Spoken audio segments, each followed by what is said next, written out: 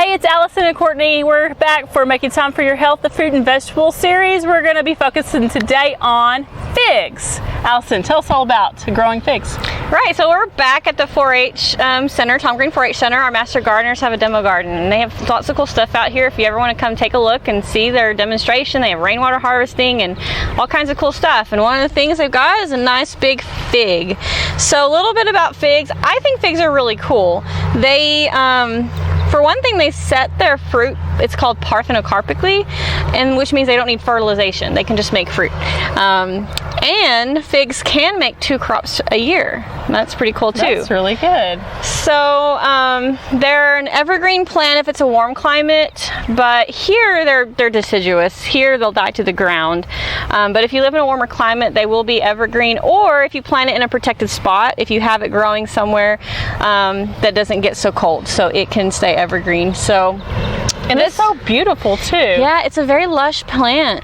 It's nice looking. Wow. Yeah, and this one here does die to the ground, so it just has to regrow every year.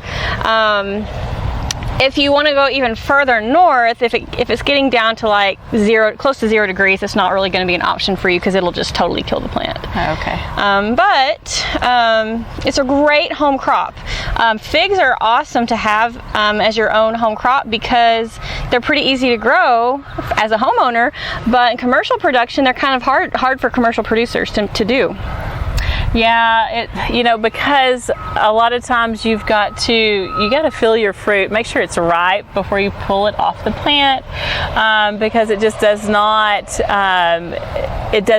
ripen after that. So just make sure that it is ripened before you pull it off. It's that nice, full color of it, and then you just pull it off, whenever it's ripened. Yeah, some fruits the commercial producers can harvest when they're not ripe, and they'll ripen afterwards, like strawberries and tomatoes.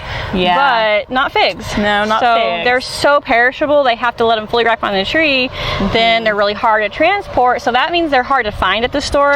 You don't really see figs that often. No, you don't. And they're pretty pricey. Yeah, I really like to can them. So, making jams and things like that. So right whenever you harvest them off. So they are hard to find in the store. If you want to make, preserves or something, if you want to can them, you really should have your own because it can get kind of pricey otherwise. So it's great to have in your yard. Yeah, it really is. And it's a good rich source of vitamins and minerals too. I enjoy. Super healthy. Mm-hmm. Yeah, this one in particular, this variety is called lemon fig, and so we have a lot of people that really like the taste of it. It has just a real smooth and good flavor with a little bit of citrus to it, so it's a nice tasting fig.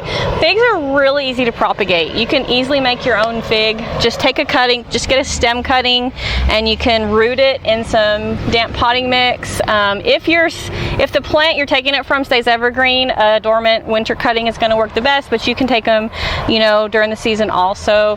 Root them, have your own fig. They root so easy, very easy to propagate a new one, and they're pretty easy to grow. Just plant in full sun. Make sure that you have it in a protected spot if possible. They only make the 2 crops if it doesn't die to the ground. If your plant stays evergreen through the winter, it'll make the first crop on the old growth in the spring, and then later in the fall, you'll have your second crop. So if your plant dies to the ground, you're only going to get the 1 crop, but it's the big crop. It's the one that's most productive anyway, so you'll still get a good harvest. And do mulch them. The figs have kind of shallow roots, so they do really well if you have thick mulch around the roots. How about the temperature? We're getting 110, temperatures 7. How do they do with the temperatures? They do okay. They're not, one of our most drought tolerant desert plants of all, of course. They have big leaves. Usually the bigger the leaf of the plant, the more water it uses. But they're also a little bit fuzzy, and the hairs help them hold on to water a bit. So it does need to be watered. But it can handle the heat for sure. They are, warm weather plants. They're tropical climate plants. It's a good Texas plant. West Texas plant. Great for West Texas. So I really like, what they produce, of course, them figs.